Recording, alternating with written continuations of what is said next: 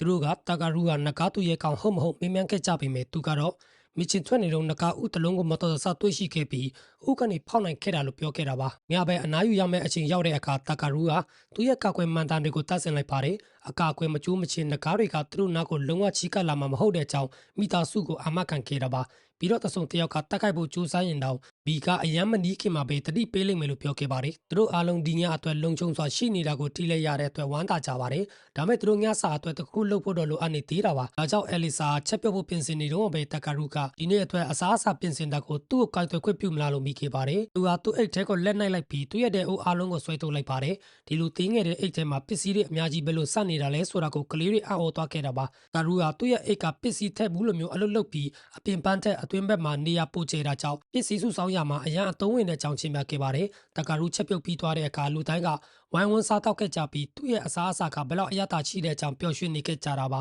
။အထူးသဖြင့်ပေါ်လင်ကအမြဲတမ်းအသားချောက်စားရတာကိုငီးဝေးနေတာကြောင့်ပိုပြီးသဘောကျခဲ့ပါတယ်။ညရောက်လာတဲ့အခါသူတို့အားလုံးကတချင်းတွေတီးဆိုပြီးအချိန်ပြုံးဖို့ကကွန်ခဲ့ကြတာပါ။ကလေးတွေကတကာရူကိုပါဖိတ်ခေါ်ခဲ့ကြပါတယ်။သူကကဘာမြေပေါ်မှာတုန်းက TV ရှေ့မှာတယောက်တည်းဖြတ်တန်းခဲ့ရတာမို့ဒီလိုအတွေ့အကြုံမျိုးမရခဲ့ဘူးပါဘူး။ဒါမဲ့တခြားသူများနဲ့အတူစားတော့ရတာကသူထင်သားတာတဲ့ပိုပြီးပျော်စရာကောင်းတယ်လို့ခံစားခဲ့ရပါတယ်။နောက်နေ့မနေ့မှာတကာရူနိုးထလာခဲ့ပြီးလန်ခရီးကိုမပြန်ခင်အလုတ်ချုပ်နေအောင်ကတ်ကြေးတွေကိုတန့်ချင်းနေခဲ့တာပါ။ပေါ်လင်ကမနေ့စာစားပြီးရင်ထွက်ခွာလို့ရပြီလို့ပြောခဲ့ပါတယ်။ဒါပေမဲ့တကာရူမှာအကူအညီလေးတစ်ခုတောင်းဆရာရှိခဲ့ပါတယ်။သူဟာယထာတွေကိုတကားမမောင်းဘူးလို့ပြောလိုက်ပြီးပေါ်လင်ကိုစမ်းသပ်မောင်းနေခွင့်ပြုတောင်းဆိုခဲ့တာပါ။ပေါ်လင်ကလည်းပြဿနာမရှိတာကြောင့်တကာရူကိုကြိုးကင်စီခဲ့ပြီးမကြာမီပဲသူတို့ရွာကိုရောက်ရှိလာခဲ့ကြပါတယ်။တကာရူကယထာပေါ်ကဆင်းလိုက်တဲ့အခါပေါ်လင်ကသူ့ရဲ့အစားအစာတွေကိုမျှဝေပေးခဲ့တဲ့အတွက်ကျေးဇူးတင်စကားပြောခဲ့တာပါ။ဒါမဲ့တကာရူကသူကတယောက်တည်းလမ်းလျှောက်ပြီးပြန်ဆရာမလို့တော့တာကြောင့်သူတို့ကိုသာကျေးဇူးတင်ရမှာပါလို့ပြောခဲ့ပါတယ်။ပေါ်လင်နဲ့တခြားသူတွေထွက်သွားပြီးတဲ့နောက်အရက်ပူတဲ့အဆောင်ကသူတို့ထွက်ခွာသွားတာကိုကြည့်ပြီးဒီလိုဆိုရင်ຫນွေဦးတကယ်ပဲရောက်လာပြီးဖြစ်ရမယ်လို့ပြောခဲ့တာပါ။တကာရူကဘာကိုဆိုလိုမှမသိတာကြောင့်အဆောက်ကိုချင်းပြဖို့မိခဲ့ပါတယ်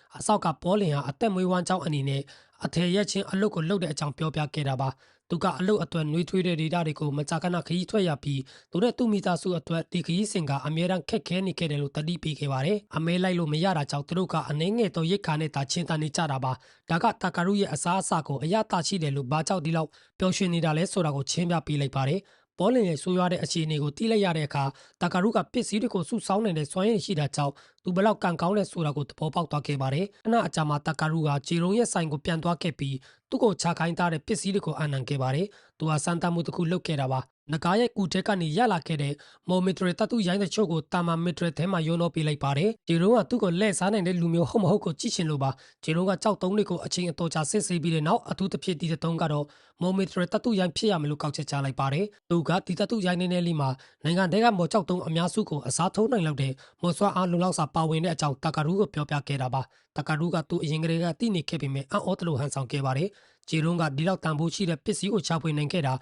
အော်စရာကောင်းတယ်လို့ပြောတဲ့အခါကာရူကဒီအောင်မြင်မှုကိုချော့ပြောဖို့ကြိုးစားခဲ့ပြီးသူ့ခရီးစဉ်မှာမတော်တဆတွေ့ရှိခဲ့တာလို့ပြောခဲ့ပါတယ်။ကာရူကသူ့ခြေထောက်နားမှာလဲကျနေတာကိုတွေ့ရှိခဲ့တယ်လို့ပြောခဲ့ပေမဲ့ဂျီရုံကတော့ဒီလိုအရာတွေကိုချပွေနိုင်ဖို့တိတိကျကျွမ်းကျင်မှုလိုအပ်တယ်လို့ဆိုခဲ့ပါတယ်။ဒါကြောင့်သူကတကာရူကိုဘယ်ဂိမ်းမျိုးကိုတွားဖို့အကြံပေးခဲ့တာပါ။ဒီရွာသက်အများကြီးပို့ကြီးတဲ့မျိုးဖြစ်ပါတယ်။ဂျီရုံကတကာရူလိုအရေးရှင်းရှိတဲ့သူထွက်သွားခွင့်ပေးရတာကိုမကြိုက်ပေမဲ့ဒီနေရာမှာသူရနိုင်တဲ့ပစ္စည်းတွေထက်မြို့မှာပုံမစုံလင်တဲ့ဝယ်ယူရောင်းချတဲ့ပစ္စည်းမျိုးစုံကိုချပွေနိုင်လိမ့်မယ်လို့ပြောခဲ့တာပါ။ဂျီရုံကတကာရူနာမည်ရလာတဲ့အခါသူ့စီကိုဖောက်တဲ့အနေငယ်ပူပို့ပေးဖို့တောင်းဆိုခဲ့ပါတယ်။တကာရူကတော့နာမည်ကြီးဖို့အစီအစဉ်မရှိပါဘူး။ဒါပေမဲ့မြို့ကြီးကိုတွားဖို့စိတ်ဝင်စားဖြစ်နေတာကြောင့်တဲခုတ်ခန်းကိုပြန်ရောက်တဲ့အခါမြို့အကြောင်းကိုဖတ်ဖို့ဆုံးဖြတ်လိုက်ပါတယ်။ဘေဂိမ်းမှာနိုင်ငံတော်ဝန်ကတောင်းဆိုမှုတွေကိုပွဲစားလုပ်ပြီးတဲ့စွန့်စားသူများအသင်ရှိတယ်ဆိုတာကိုသူတွေ့ရှိခဲ့ပါတယ်။စွန့်စားသူများကိုယ်တိုင်ကတိုက်ခိုက်ရေးအထောက်အကူနဲ့တခြားအခန်းကဏ္ဍမျိုးစုံအဖြစ်ခွဲခြားထားတာပါ။တကာရူကနောက်ကဘာကိုရောက်နေတာမို့စွန့်စားမှုကိုစမ်းသပ်ပြီးလောကထဲမှာခရီးသွားဖို့ခဏတာကြိုးစားခြင်းခဲ့ပါတယ်။သူဟာဘေဂိမ်းမှာရှိတဲ့အသင်းကိုဝင်ဖို့ဆုံးဖြတ်လိုက်တာပါ။ဒါပေမဲ့အဲ့ဒီမတိုင်ခင်မှာတော်မီမှာလှုပ်ရှားတဲ့တချို့ကြံနေသေးပါတယ်။သူမျိုးတဲ့ကိုတွားပြီးသူဖမ်းမိထားတဲ့နဂါးတွေကိုပြုပြင်ပေးမဲ့သူကိုအရင်ရှာခဲ့တာပါ။ဒါတွေပြီးစီးဖို့စောင့်နေတော့မှပဲရွာသားတွေနဲ့အတူညလုံးပေါက်ပါတီပွဲလုပ်ကစားပွဲတောက်ပွဲကိုပျော်ရွှင်စွာပြတ်တန်းခဲ့ပါတယ်။နောက်နေ့မနေ့မှာတကာရူကအသားသက်စီကိုပြန်သွားခဲ့ပါတယ်။နဂါးရဲ့အစိပ်ပိုင်းအားလုံးကိုပြုပြင်ပြီးတဲ့နောက်မှာ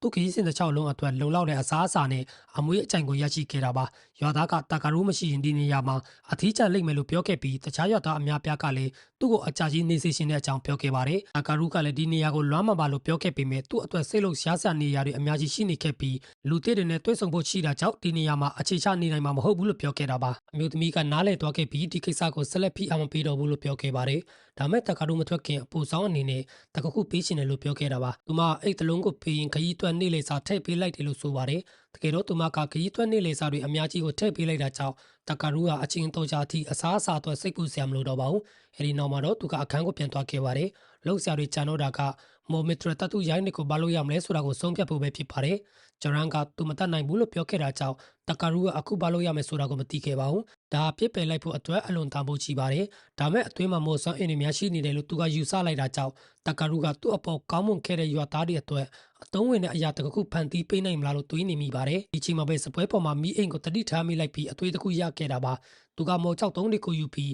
းမီးအိမ်နဲ့ပေါင်းဆက်ဖို့ကြိုးစားခဲ့ပါတယ်။ဘယ်လိုလုပ်ရမလဲဆိုတာကိုမကြားခင်မှာပဲသူတိသွားခဲ့ပြီးအလင်းရောင်ကြီးကြီးတစ်ချက်လက်သွားပြီးတဲ့နောက်မှာမော်ပစ္စည်းတစ်ခုကိုဖန်တီးနိုင်ခဲ့တာပါ။နောက်နေ့မနေ့မှာတာကာရူထွက်ခွာခါနီးမှာရွာသားများတရွာလုံးကသူ့ကိုနှုတ်ဆက်ဖို့ရောက်ရှိလာခဲ့ကြပါတယ်။တာကာရူကသူတို့အတွက်လှုပ်ပေးခဲ့တဲ့အရာအလုံးအတွက်ကျေးဇူးတင်စကားကိုပြောခဲ့ပြီးကျေးဇူးတင်ကြောင်းပြသတဲ့အနေနဲ့ဒီပစ္စည်းကိုသူတို့အတွက်လှုပ်ပေးခဲ့တယ်လို့ပြောခဲ့တာပါ။သူကလူတိုင်းကိုဒါစိုးသွမ်းတဲ့ရွယ်ချက်ရှိတဲ့သူတွေမဝင်နိုင်အောင်ရွာပပတ်လည်မှာအကာအကွယ်တစ်ခုဖန်တီးပေးမယ်မော်ပစ္စည်းဖြစ်တဲ့အကြောင်းပြောခဲ့တာပါ။သူတို့အားလုံးရဲ့ကျင်နာမှုအတွက်ကျေးဇူးတင်နေပေမဲ့ဒီလိုတန်ဖိုးရှိတဲ့ပစ္စည်းကိုသူတို့ယူဖို့တကယ်ပဲတင့်တော်ပါမလားလို့တွေးနေမိကြပါတယ်။တာကာရူကအဆင်ပြေပါတယ်လို့ပြောခဲ့တာပါ။ဘာလို့လဲဆိုတော့ဒါသူပြန်ဆက်နိုင်တဲ့အနည်းဆုံးအရာဖြစ်ပြီးနောက်တစ်ခါလာလေတဲ့အခါရွာကကောက်ကောက်မွန်မွန်ရှိနေသေးတဲ့အကြောင်းတေချာအောင်သူလိုချင်ခဲ့လို့ပါ။ခြေလုံးကကရိယာကိုဘာကစွမ်းအားပေးထားလဲဆိုတာကိုအနှဲငယ်စူးစမ်းခဲ့ပါတယ်။အတွင်းကိုကြည့်လိုက်တဲ့အခါမော်ချောက်သုံးကိုတွေ့ရပြီးဒါကမသေးတဲ့ငွေပမာဏနဲ့တန်ဖိုးရှိနေတာသိကြပါတယ်။သူကဒီလောက်စေးကြီးတဲ့လက်ဆောင်ကိုလက်မခံနိုင်တဲ့အကြောင်းပြောဖို့ပြင်ဆင်နေတော့မှတာကာရူကစကားပြောနေတော့မှပဲကိတ်ကပ်နေပြေးထွက်သွားခဲ့တာပါ။ဒါကြောင့်ပြန်ပေးဖို့နေလာမရှိတော့ပါဘူး။ကာရူကဘေကင်းကိုသွားရလမ်းမှာလမ်းချောက်နေတော့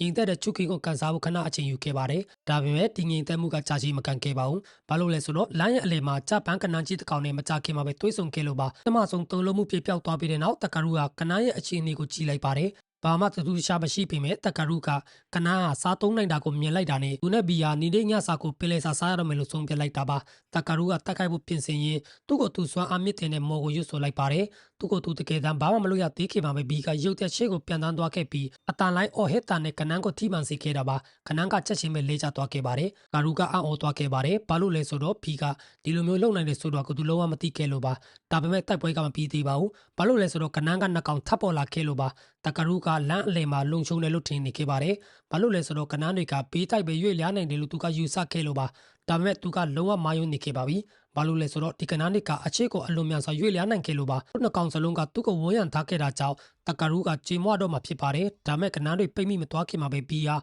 တာကာရူကိုလေထဲကိုဆွဲတင်လိုက်တာကြောင့်ကနန်းတွေကအစားထိုးအနေနဲ့တကောင်နဲ့တကောင်ဝင်တိုက်မိသွားခဲ့တာပါ။တာကာရူကဘီရဲ့လင်မြန်နဲ့စင်စားညံအတွက်ကျေးဇူးတင်ခဲ့ပါတယ်။ဒါမဲ့တိုက်ပွဲကမပြီးသေးပါဘူး။ဘာလို့လဲဆိုတော့ပထမဆုံးကနန်းကတတိပြန်လေလာခဲ့ပြီးတာကာရူကိုမျက်စိစုံမိတ်တက်ခတ်လာတာကြောင့်ပါဒါကြောင့်သူဟာသူ့ရဲ့လန်တန်ကိုဆင့်ခေါ်ပြီးကနန်းကိုလေထဲကိုပစ်တင်လိုက်ကအဆုံးသတ်အနေနဲ့တပ်ပစ်လိုက်ပါတယ်ကနန်းအလုံးအနိုင်ယူပြီးတဲ့နောက်တာကာရူကသူတို့ကိုပြင်ဆင်ဖို့အချိန်ရောက်လာခဲ့ပါပြီပထမဆုံးသူ့ရဲ့လက်ကိုမာကျောစေတဲ့မော်ကိုအသုံးပြုပြီးယာယီတာအဖြစ်ပြောင်းလဲလိုက်တာပါပြီးတဲ့နောက်ခြေသေးတွေနဲ့ခြေထောက်တွေကိုဖျက်တောက်ဖို့စလုပ်ခဲ့ပါတယ်မိနစ်အနည်းငယ်ကြာတော့သူဟာပြုတ်ဖို့အတွက်အစိတ်အပိုင်းအားလုံးကိုပြင်ဆင်ပြီးစီးခဲ့ပြီးအေယာမအိုဂျီတစ်လုံးကိုဆွဲထုတ်ကအားလုံးကိုထည့်လိုက်ပါတယ်သူဟာရေနဲ့စားများစွာကိုထည့်လိုက်ပြီးနိုင်အနေငယ်ပြုတ်ပြီးတဲ့နောက်ကနန်းသားကနောက်ဆုံးမှအစင်သစ်ဖြစ်သွားခဲ့ပြီးသူနဲ့ဘီကစားသုံးခဲ့ပါတယ်